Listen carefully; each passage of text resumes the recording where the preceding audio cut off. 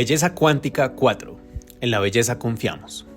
Una parábola dodecaédrica. El dodecaedro ya ha aparecido varias veces en nuestra exposición. Siendo uno de los 5 sólidos platónicos, encarna mucha simetría geométrica. Según el propio Platón, es la forma del universo como un todo. Hemos visto cómo Salvador Dalí utilizó un simbolismo dodecaédrico para expresar una conexión cósmica que de otro modo sería difícil de pintar en un lienzo. También hemos encontrado al dodecaedro acechando en cada forma de la variedad infinita de Buckminster fullerenos, donde sus 12 pentágonos sirven de facilitadores, permitiendo a los hexágonos de grafeno cerrarse en una superficie finita. Los dodecaedros también tienen un uso muy práctico, como calendarios de mesa. Se adecúan de forma elegante a ese uso, al tener 12 caras, todas bonitas e iguales, de modo que puedes encajar un mes en cada una.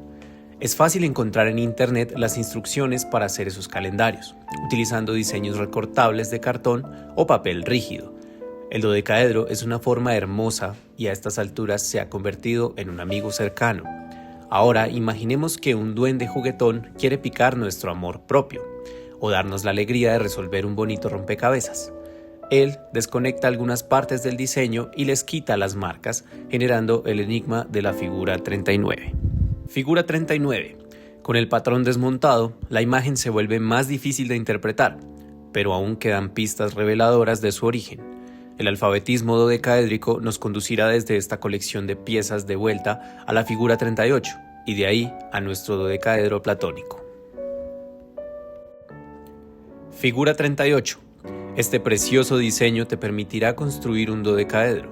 Tienes que copiar el patrón en cartón o papel rígido, luego cortarlo por el borde exterior y plegarlo por las líneas sólidas interiores, de manera que los lados con el mismo número queden juntos. Ahora es más difícil interpretar lo que vemos. La mayoría de la gente que tal vez no haya pensado mucho sobre los dodecaedros en tiempos recientes no sabría qué hacer con este patrón parcial. Pero aquellos de nosotros que hemos reflexionado sobre la belleza y sus encarnaciones, estamos preparados para el desafío. 12 pentágonos regulares idénticos, algunos pares que comparten lados, algunos tripletes listos para compartir un vértice. Eso dispara las alarmas. Reconocemos el potencial oculto de esos patrones y estamos preparados para hacer algo bello con ellos. Con este triunfo en mente, volvamos ahora a nuestra teoría central. Describe un tesoro enorme de hechos, observaciones sólidas y cuantitativas sobre el mundo físico, usando un conjunto de ecuaciones muy compacto. Como hemos visto, es un fundamento más que adecuado para la química, todos los tipos de ingeniería, la biología, probablemente, la astrofísica y buena parte de la cosmología. También es elegante. Las ecuaciones de la teoría central tienen profundas raíces en la simetría. Por esa razón, podemos reconstruir la teoría central entera a partir de unas cuantas instrucciones generales sobre los espacios de propiedad a los que pueden acceder distintas partículas, y sobre la simetría local que queremos que soporten esos espacios. Podemos especificar los datos necesarios en usar imágenes resumidas razonablemente simples, las láminas TT y UU. L, un sexto, A, U, D a la L. R, 2/3, B, U a la R. R menos un sexto, C, D a la R. L menos un medio, R menos 1, R, 0, D, V, E a la L, E a la R, F, V a la R. 6 entidades fundamentales, más 2. Débil, fuerte, Y, 3 fuerzas fundamentales más gravedad, menos un medio, H a la 0, H negativo, fluido de Higgs. Láminas TT, UU. Resumen de la teoría central, paso 2. La teoría central es una maravillosa descripción de la naturaleza. Sería difícil exagerar su precisión, su poder o su belleza. Y aún así, los connoisseurs de la belleza definitiva no estarán satisfechos, precisamente porque están tan cerca de la última palabra de la naturaleza. Tenemos que elevar la teoría central a los criterios estéticos más altos posibles. Cuando se la examina con ese espíritu crítico, la teoría central muestra imperfecciones. Contiene 3 fuerzas matemáticamente similares, las fuerzas fuerte, débil y electromagnética. Todas son encarnaciones de un principio común, la simetría local de los espacios de propiedad. Y la gravedad es una cuarta fuerza. También se basa en la simetría local, aunque de un tipo diferente, simetría galileana local. La gravedad es también mucho más débil que las otras 3 fuerzas. Sería más gratificante y bello tener una simetría maestra y una fuerza global que aportaran una descripción coherente de la naturaleza. 3 o 4 es desde luego más que una, de modo que todavía no estamos ahí. Lo que es peor, incluso después de identificar las partículas que son realmente la misma entidad, solo que situada en distintos lugares del espacio, nos encontramos con 6 entidades fundamentales sin relación entre sí. También 6 es, definitivamente, más que una. También tenemos la triplicación de las familias, que parece gratuita.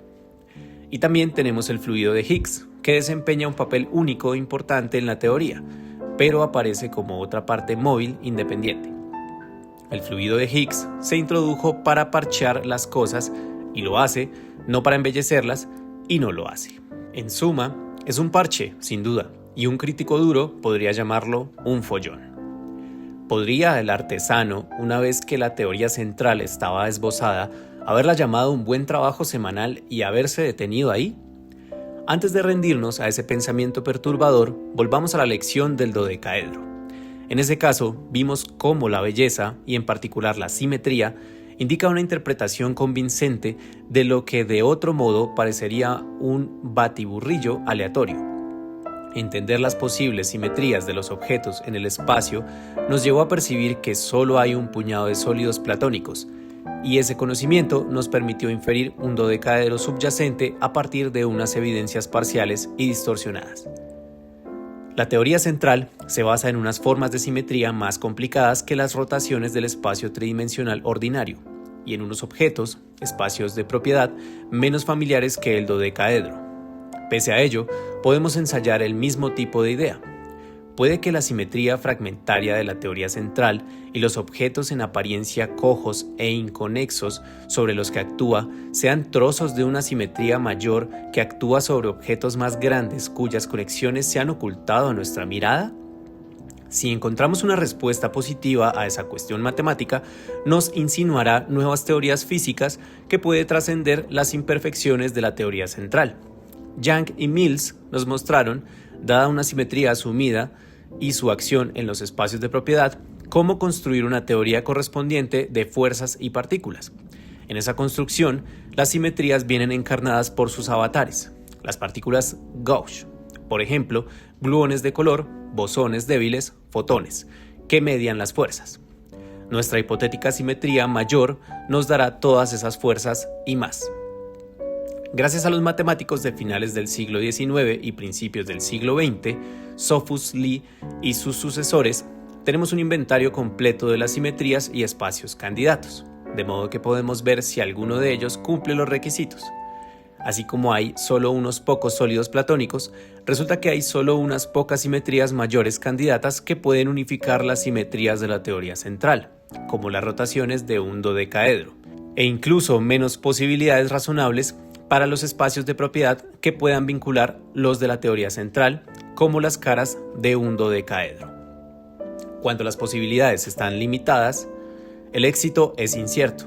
Si la imagen coja e inconexa de la figura 39 hubiera estado coja e inconexa de un modo diferente, digamos, con 3 de los pentágonos rodeando un agujero triangular, o con 13 pentágonos en total, o con pentágonos de diversos tamaños, o con una mezcla de pentágonos y cuadrados, nuestro intento de explicarlo basándonos en la simetría oculta habría fallado.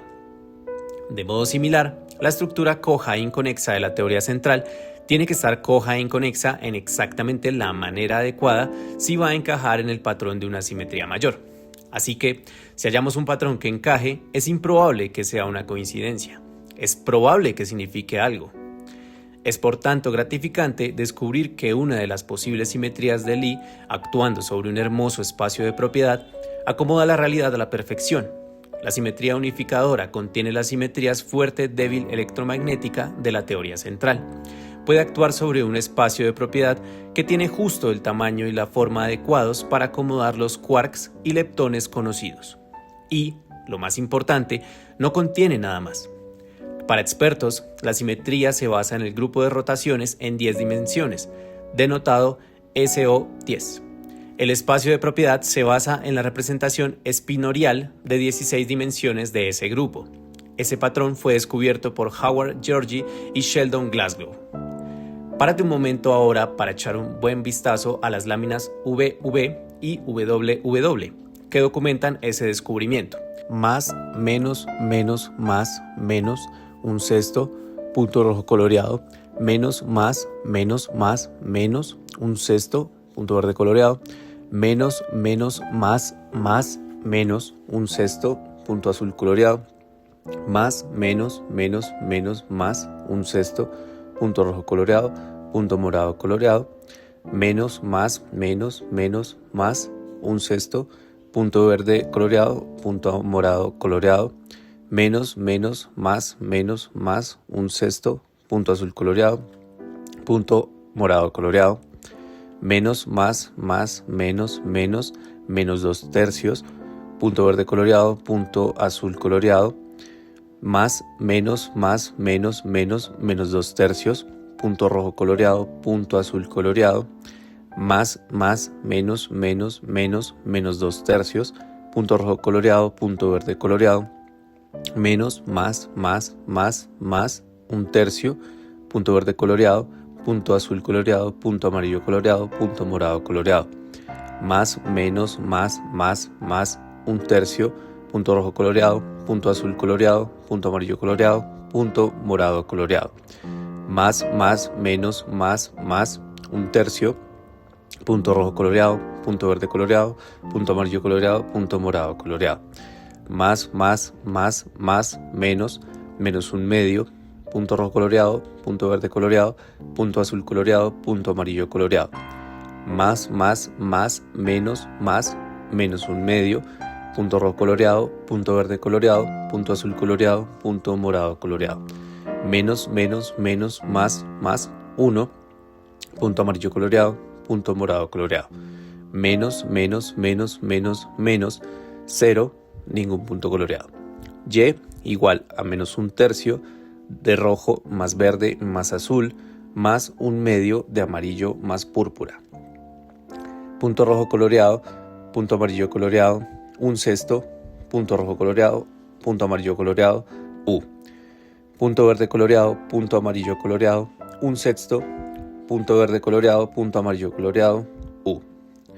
Punto azul coloreado, punto amarillo coloreado, un sexto, punto azul coloreado, punto amarillo coloreado, U. Punto rojo coloreado, punto morado coloreado, un sexto, punto rojo coloreado, punto morado coloreado, D. Punto verde coloreado, punto morado coloreado, un sexto, verde, punto verde coloreado, punto azul coloreado, punto verde coloreado, punto morado coloreado, D.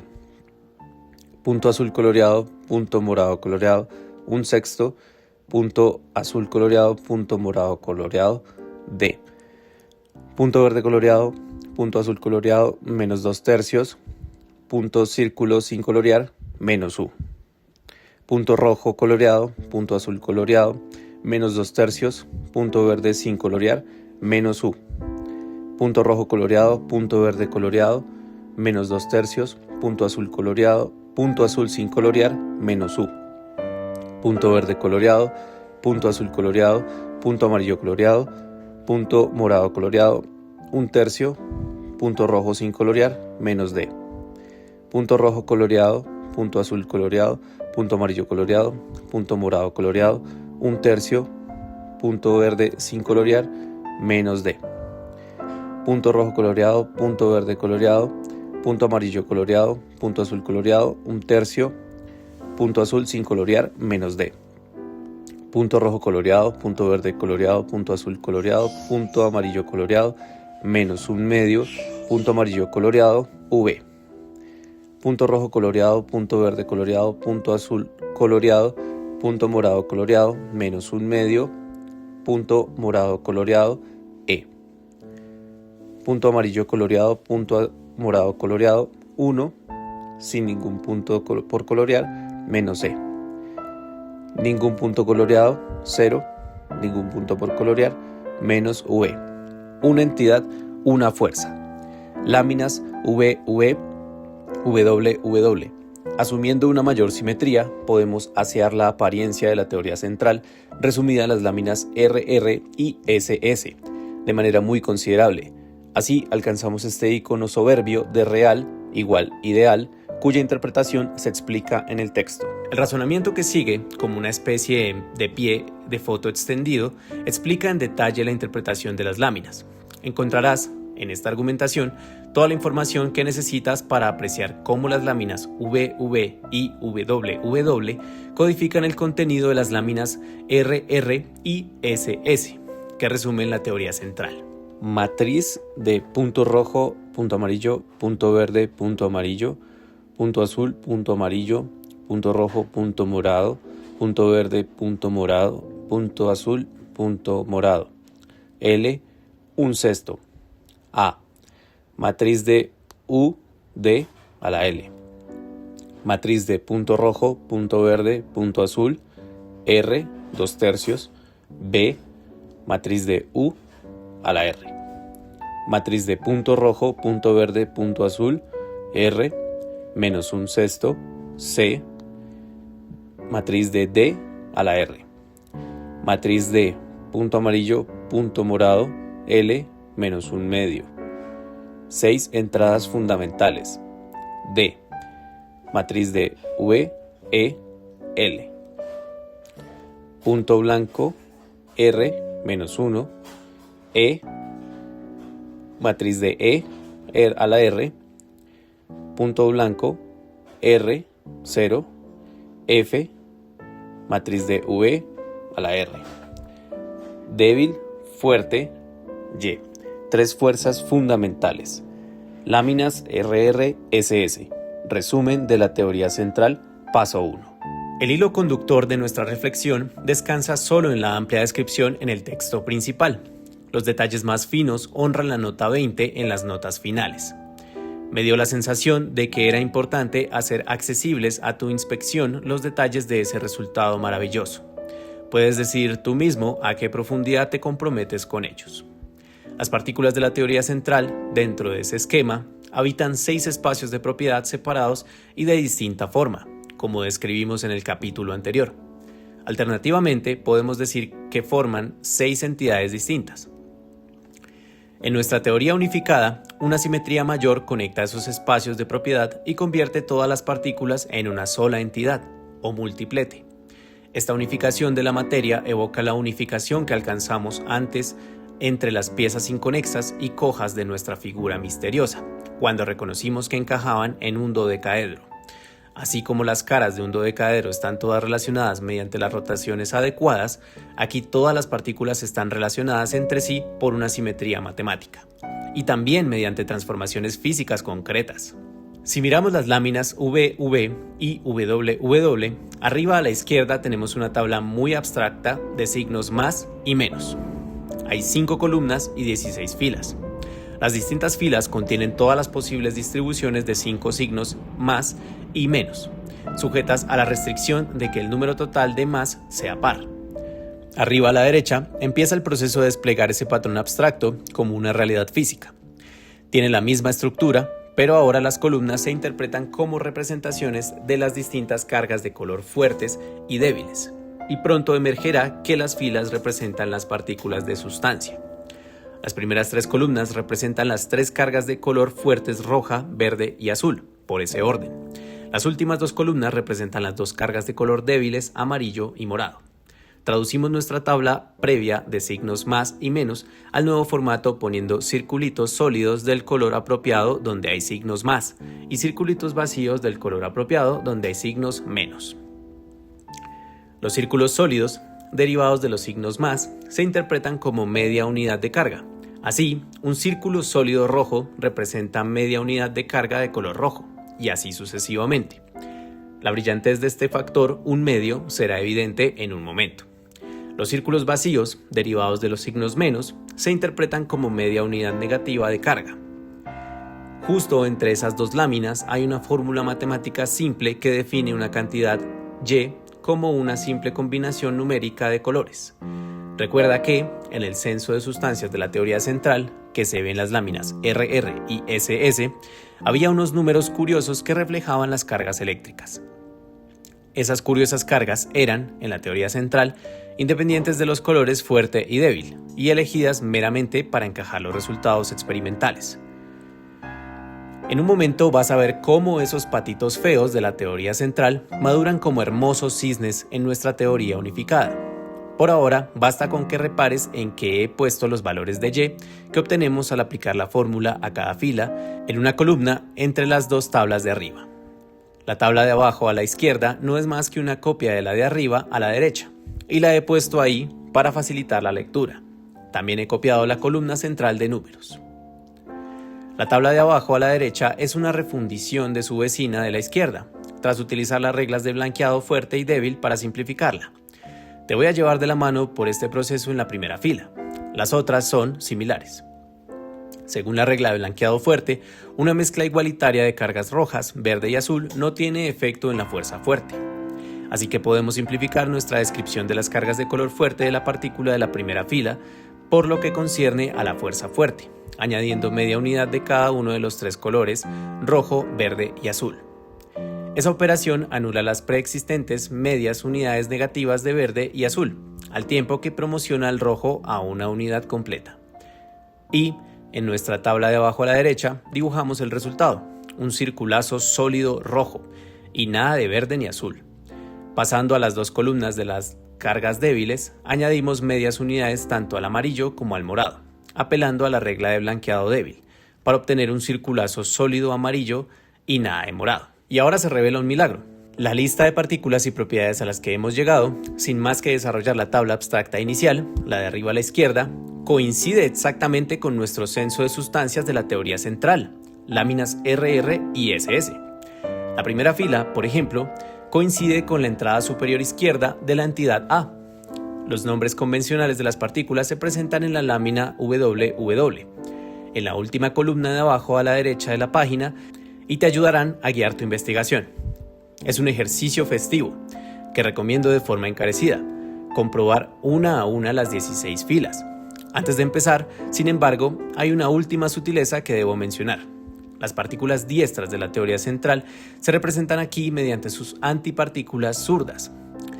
Así que, si ves un signo menos antes del nombre, tienes que cambiar el signo de todas las cargas, incluida Y buscar la diestra que coincida con ella. Hasta aquí nuestro pie de foto extendido. Resumiendo, tras examinar las entradas de nuestras láminas icónicas de unificación V, V y WW, hallamos una correspondencia perfecta con las partículas de sustancia de la teoría central, que se representan en su síntesis icónica las láminas RR y SS. En estas habíamos estudiado el mundo real, y clasificado sus partículas. En las láminas V, V y WW, nuestro punto de partida ha sido muy diferente. Hemos empezado con un ideal, un espacio de alta simetría, presentado como candidato a espacio de propiedad, y hemos derivado, de forma matemática, las propiedades de las partículas que contiene su teoría de simetría local, Young-Mills. Siguiendo esos dos caminos tan diferentes, hemos llegado al mismo destino. El nuevo camino es una descripción más unificada y basada en principios más sólidos. Captura mucho de lo que sabemos del mundo de la materia en una construcción de la mente pura. Es un espléndido ejemplo de real es equivalente a lo ideal, la prueba de la realidad. Si es correcto, eso es. Las matemáticas de la simetría han revelado una perspectiva tentadora. Han esbozado un camino que conduce desde unas ideas bellas hasta la teoría central que gobierna el mundo, y más allá. Es una visión que recuerda, por su inspiración estética y su audacia, a la teoría atómica de Platón, aunque incomparablemente más sofisticada y precisa. Pero surgen dos pegas graves cuando intentamos desarrollar ese boceto grosero como un retrato de la realidad. Una es fácil de abordar, la otra supone un verdadero desafío. nos seducirá para embarcarnos en una interesante aventura cuyo destino no está claro todavía. Empecemos por la pega fácil. La teoría extendida contiene muchas más partículas gauge de fuerza que la teoría central, y por tanto muchas más fuerzas transformativas. Tenemos, en concreto, no solo los gluones de color que cambian una carga de color fuerte por otra, y bosones débiles que cambian una carga débil por otra, sino también mutatrones que cambian una unidad de carga de color fuerte por una unidad de carga de color débil. No hay un nombre convencional para estas partículas en la literatura, así que me he inventado uno. La broma es esta: los mutatrones producen mutaciones. Por ejemplo, hay un mutatrón que transforma una unidad de carga roja en una unidad de carga morada. Esa operación transforma la primera fila de las láminas VV y WW en la 15ª, como puedes comprobar.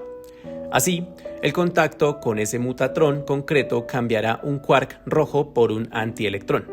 Nada semejante se ha observado nunca. Si las mutaciones existen, ¿por qué no hemos visto sus efectos? Por fortuna, este problema es muy similar a otro que ya encontramos y resolvimos en la teoría de la fuerza débil. Tal vez recuerdes que la simetría local prístina predice que los bosones débiles, al igual que el fotón y los gluones de color, tienen masa cero. Pero, si la tuvieran, su influencia sería mucho más poderosa de lo que se observa en la realidad. Ese es el problema que resuelve el mecanismo de Higgs. Al llenar el espacio del material apropiado, los teóricos hicieron que los bosones débiles se hicieran pesados y armonizaron lo real con lo ideal. Antes del descubrimiento real de la partícula de Higgs, muchos físicos se mostraban escépticos ante esa idea audaz, pero ahora la naturaleza ha testificado a su favor de la forma más elocuente. Una versión amplificada de la misma idea básica otorgaría unas masas enormes a los inoportunos mutatrones de la teoría unificada, y así suprimiría todos sus inoportunos efectos. No tenemos más que rellenar el mundo, o para decirlo con más humildad y exactitud, reconocemos que el mundo está relleno de un material que otorga masa de manera selectiva y seguimos adelante. Vamos ahora con la pega difícil. Si queremos tener simetría entre las diversas fuerzas, esas fuerzas deben tener la misma magnitud. Esto es una consecuencia inmediata de su presunta equivalencia. Pero no la tienen. La fuerza fuerte es en verdad más poderosa que las demás. Las tres fuerzas básicas no son iguales en magnitud de ninguna de las maneras, y la gravedad es, a primera vista, desesperadamente débil en comparación. Interludio importante, aunque algo técnico. Debería hacer una pausa para explicar cómo se hace esa comparación. La idea básica es la simplicidad misma.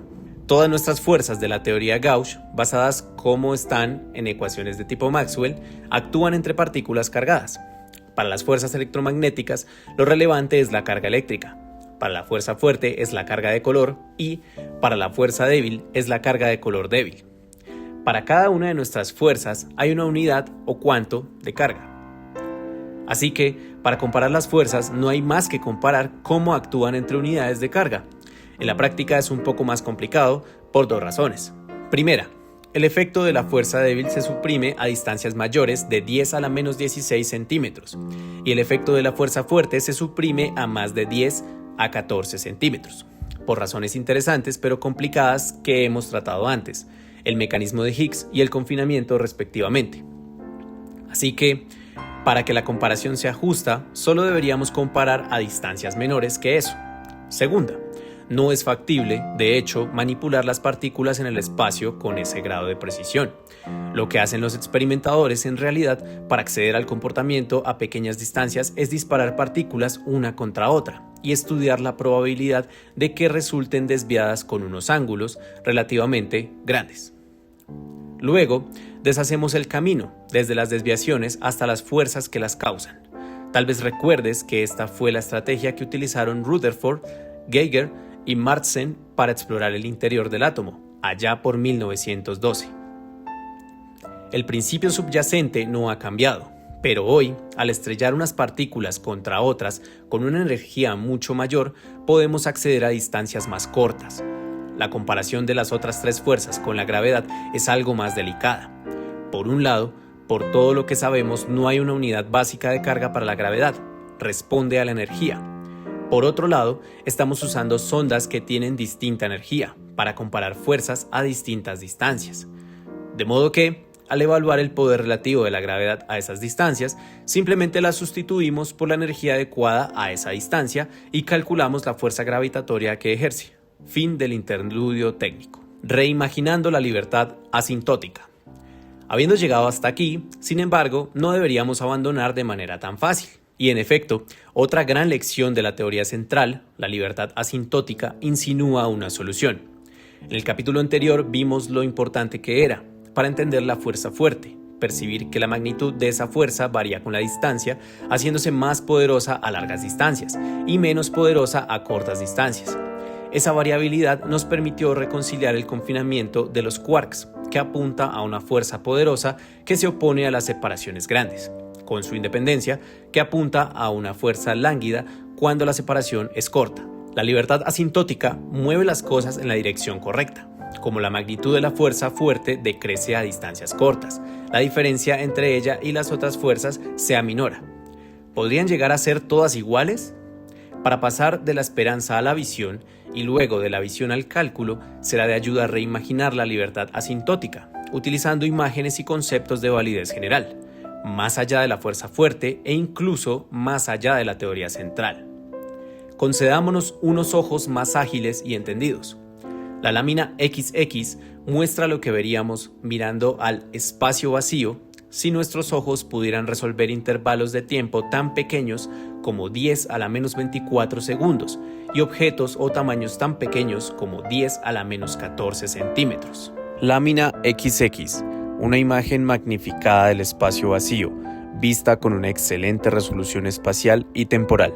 Esta imagen, para ser más exactos, es una instantánea de una típica distribución de la densidad de energía que surge de las fluctuaciones en las fuerzas de los campos de gluones. Las fluctuaciones de este tipo burbujean de manera espontánea por todo el espacio, a través del tiempo, como consecuencia de la mecánica cuántica. A veces se las denomina partículas virtuales o también movimientos de punto cero. La actividad espontánea del fluido de gluones es responsable de la libertad asintótica, del confinamiento y de la mayor parte de nuestra masa, como hemos visto. Puesto que aparecen como componentes centrales en unos cálculos que se han confrontado con la realidad con gran precisión y de muchas formas, la existencia de estas fluctuaciones es tan cierta como lo puede hacer cualquier cosa en ciencia. En esta imagen calculada, las concentraciones de energía más intensas se indican con los colores más cálidos, rojo y amarillo brillante, mientras que a las regiones menos intensas se les asigna un amarillo menos intenso, verde y por último azul celeste. Las regiones en que la densidad de energía está por debajo de un umbral se dejan vacías de color, contra un fondo negro. La magnificación de esta imagen es de unas 10 a la 15 veces, de modo que la región que representa es tan pequeña comparada con una persona como la persona lo es comparada con el universo visible. Las fluctuaciones se reciclan en unos 10 a la menos 24 segundos. Ese tiempo es mucho más pequeño comparado con un segundo que un segundo lo es comparado con el tiempo desde el Big Bang, puesto que la QCD, cromodinámica cuántica, se ha puesto a prueba con un rigor casi increíble. Resulta tan cierto como lo puede hacer algo en ciencia que esta imagen representa con precisión algo que ha ocurrido, está ocurriendo y seguirá ocurriendo todo el tiempo en todas partes. Pero aún hay más. El campo gluónico no es el único fluido cuántico, ni mucho menos. Podemos calcular también que el fluido fotónico, es decir, electromagnético, fluctúa, como también lo hacen los fluidos de bosones débiles.